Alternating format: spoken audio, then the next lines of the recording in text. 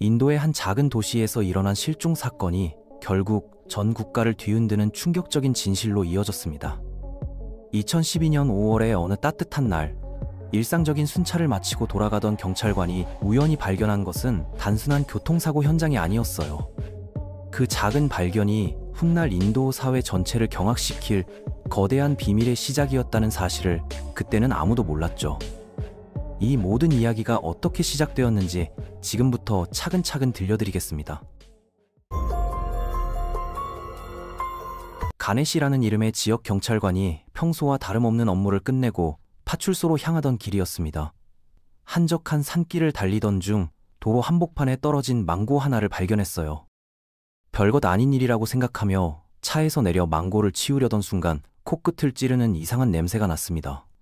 단순한 썩은 음식 냄새가 아니라 훨씬 더 심각하고 불쾌한 악취였어요. 경험 많은 경찰관의 직감이 발동했습니다. 주변을 자세히 살펴보니 울창한 풀숲 사이로 무언가 이상한 것이 보였죠. 낙엽들 틈새로 살짝 드러난 것은 다름 아닌 여성의 손이었는데 놀랍게도 매니큐어까지 깔끔하게 발라져 있었습니다. 가네시는 더 이상 가까이 다가가지 않고 즉시 상급자에게 연락했습니다. 멀리서 봐도 그 여성이 이미 생명을 잃은 상태라는 것을 알 수 있었거든요. 게다가 시신은 화재로 인해 심하게 손상된 참혹한 모습이었습니다. 신고를 받고 달려온 수사진들은 현장을 대충 훑어본 뒤 몇 개의 뼈 조각과 개인 소지품만 수거하고 떠났어요. 나머지 유해들은 그대로 방치된 채 흩어져 있었습니다. 이런 상황이 마음에 걸렸던 가네시와 동료들은 자발적으로 남은 시신을 정중히 매장해 주었습니다. 만약 이들의 선의가 없었다면 향후 벌어질 충격적인 진실은 영원히 묻혀버렸을 수도 있었어요. 한편 인도 최대 도시인 뭄바이에서는 28세 청년 라울이 약혼녀의 실종으로 인해 극심한 고통에 시달리고 있었습니다.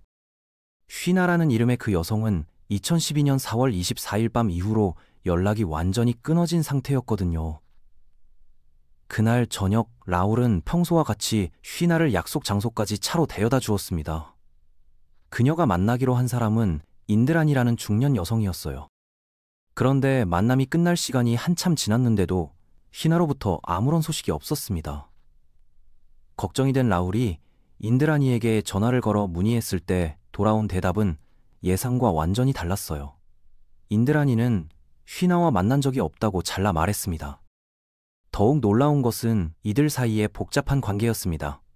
인드라니는 라훌의 새어머니였고 쉬나는 인드라니의 여동생이었거든요. 즉 라울과 쉬나는 법적으로는 조카와 이모 사이였지만 혈연 관계는 전혀 없는 사이였어요. 이런 미묘한 관계 속에서 두 사람은 사랑에 빠졌고 주변의 반대에도 불구하고 결혼을 약속한 사이였습니다. 그런 쉬나가 갑자기 문자 메시지 하나만 남기고 미국 유학을 떠난다며 사라져버린 것이죠. 라울은 도저히 이해할 수 없었습니다. 쉬나의 여권은 집에 그대로 있었고 다니던 회사에도 아무런 말 없이 무단결근을 시작했거든요. 라울이 인드라니를 추궁할 때마다 돌아오는 대답은 한결같았습니다. 쉬나가 미국으로 유학을 떠났으니 더 이상 찾지 말라는 것이었어요. 하지만 라울은 납득할 수 없었습니다. 그토록 책임감이 강했던 쉬나가 어떤 말도 없이 모든 것을 버리고 떠날 리가 없다고 생각했거든요. 아버지 피터에게도 도움을 청했지만 별다른 관심을 보이지 않았어요. 경찰서에 실종 신고를 하려고 했지만 법적 보호자가 아니라는 이유로 접수조차 되지 않았습니다. 세상에서 쉬나를 찾는 사람은 라훌 한 명뿐인 것 같았어요. 사실 인드라니의 과거는 상당히 복잡했습니다. 1972년 태어난 그녀는 어린 나이에 남자친구와 관계를 맺어 15세와 16세에 각각 딸과 아들을 낳았어요. 그 딸이 바로 쉬나였고 아들은 미카엘이라는 이름이었습니다. 하지만 너무 어린 나이에 엄마가 된 것이 부담스러웠던 인드라니의 부모는 손주들을 자신의 자녀로 호적에 올렸어요. 그래서 쉬나와 미카엘은 생물학적으로는 인드라니의 자녀이지만 법적으로는 남매가 된 특이한 상황이 만들어진 거죠.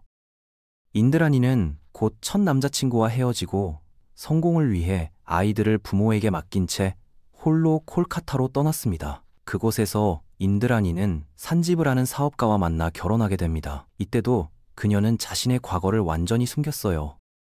산지브와의 사이에서 비디라는 딸을 낳으면서도 이것이 첫 임신인 것처럼 행동했다고 합니다. 인드라니는 남편의 도움으로 인력관리 컨설팅 회사를 설립했고 이 회사가 인도 최대 미디어 그룹의 인재 채용을 담당하게 되면서 큰 성공을 거두었어요. 이 과정에서 스타TV 인도지사 CEO였던 피터를 만나게 됩니다. 결국 2002년 산지부와 이혼하고 피터와 재혼했죠. 피터와의 결혼 이후 인드라니는 인도 미디어 업계의 거물로 성장했습니다. INX그룹이라는 대기업을 이끌며 2008년에는 월스트리트 저널이 선정한 주목할 만한 세계 여성 50인에 이름을 올리기도 했어요. 하지만 새아들 라울과는 처음부터 사이가 좋지 않았습니다. 라울은 인드라니의 속셈을 의심했고 인드라니는 라울을 게으른 도련님 정도로 여겼거든요. 2006년 성인이 된 쉬나가 인드라니에게 연락을 취했습니다. 더 넓은 세상에서 경험을 쌓고 싶어 뭄바이로 오고 싶다고 했어요.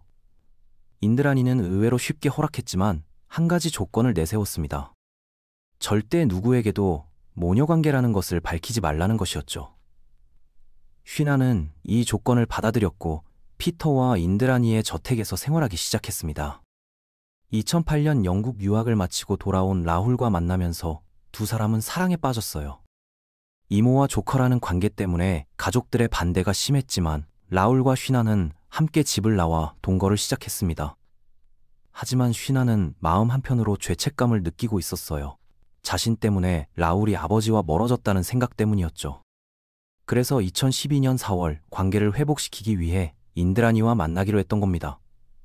하지만 그 만남은 쉬나에게 마지막이 되고 말았어요. 3년이 지난 2015년 8월 뜻밖의 사건이 벌어집니다.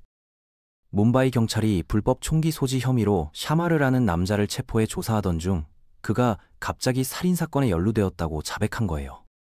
놀랍게도 그는 인드라니의 오랜 운전기사였습니다. 샤마르는 2012년 4월 24일 밤 인드라니의 지시에 따라 쉬나를 살해했다고 진술했어요. 경찰은 처음에는 믿지 않았지만 휴대전화 기지국 정보를 통해 사건 당일 샤마르, 인드라니, 그리고 인드라니의 전남편 산지브가 모두 같은 장소에 있었다는 사실을 확인했습니다. 당시 뭄바이 경찰청장으로 새로 부임한 라케시 마리아는 정의감이 강한 인물로 유명했어요. 그는 인드라니가 이전 경찰청장을 매수해 사건을 은폐했다는 소문을 직접 조사하기로 결심했습니다. 그의 지시하에 샤마르에 대한 집중적인 수사가 이뤄졌고 결국 사건의 전말이 드러나기 시작했죠. 샤마르와 산지부의 진술에 따르면 사건은 이렇게 벌어졌습니다. 인드라니는 쉬나가 자신의 비밀을 폭로할 것을 두려워했어요. 특히 라훌이 가족들에게 진실을 말한 이후 더욱 위기감을 느꼈죠. 그래서 쉬나를 영원히 제거하기로 결심한 겁니다.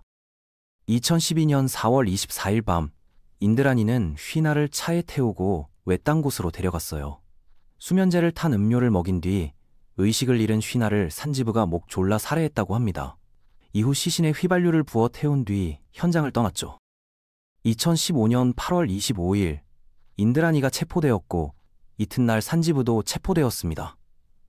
산지부는 경찰 조사에서 범행을 자백했지만 인드라니는 끝까지 부인했어요. 이때 쉬나의 남동생 미카엘이 언론 앞에 나타나 충격적인 진실을 폭로합니다. 쉬나는 인드라니의 여동생이 아니라 친딸이라는 것이었죠. 인도 전체가 이 소식에 경악했습니다. 경찰은 쉬나의 시신을 찾기 위해 대대적인 수색 작전을 벌였어요. 3년 전 가네시와 동료들이 시신을 묻어준 장소를 중심으로 8시간에 걸친 수색 끝에 마침내 여성의 백골을 발견했습니다.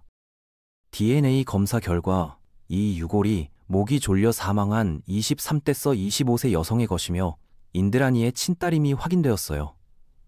쉬나는 3년 만에 공식적으로 사망이 확인된 거죠.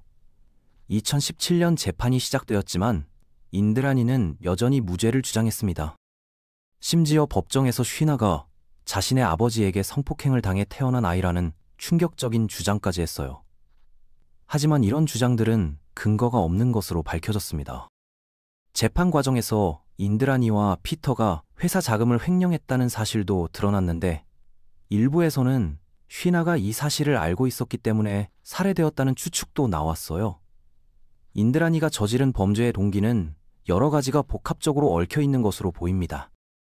우선 자신의 성공한 이미지를 지키기 위해서였어요. 15세에 아이를 낳았다는 사실이 알려지면 사회적 지위가 흔들릴 수 있다고 생각했던 거죠. 또한 회사 자금 횡령 사실을 쉬나가 알고 있었고 이를 폭로할 가능성을 두려워했을 수도 있습니다. 게다가 쉬나와 라울의 결혼을 막기 위한 극단적인 선택이었을 가능성도 배제할 수 없어요. 재판 과정에서 나온 증언들을 보면 인드라니는 평소에도 쉬나를 통제하려고 했다고 합니다. 쉬나의 행동 하나하나에 간섭하고 자신의 허락 없이는 아무것도 하지 못하게 했대요. 하지만 쉬나가 라훌과 사랑에 빠지면서 점점 자립적으로 변해갔고 이것이 인드라니에게는 위협으로 느껴졌을 것입니다. 놀랍게도 2025년 현재까지도 이 재판은 진행 중입니다. 인드라니, 샤마르, 산지브 모두 보석으로 석방된 상태에서 자유롭게 생활하고 있어요. 재판이 복잡하다는 이유로 계속 지연되고 있는 상황입니다. 인드라니는 책을 쓰고 TV에 출연하며 자신의 무죄를 주장하고 있지만 대중들로부터는 외면받고 있습니다. 한편 라훌은 여전히 쉬나의 죽음으로 인한 트라우마에 시달리고 있다고 알려져 있어요. 그는 언론과의 인터뷰에서 인드라니를 절대 용서할 수 없다고 말했습니다. 사랑하는 사람을 잃은 슬픔뿐만 아니라 그 죽음이 가족에 의해 일어났다는 사실이 더욱 큰 상처가 되었다고 토로했어요. 이 사건은 넷플릭스 다큐멘터리로도 제작되어 전 세계적으로 화제가 되었어요. 성공을 위해서라면 자신의 친딸까지 죽일 수 있는 인간의 욕망과 그 끔찍한 결과를 보여주는 충격적인 사건이었습니다. 단순한 실종 사건으로 시작된 일이 인도 사회 전체를 뒤흔드는 거대한 스캔들로 발전한 것이죠. 아직도 진행 중인 재판의 결과가 과연 어떻게 될지, 정의가 제대로 실현될 수 있을지 전 세계가 주목하고 있습니다.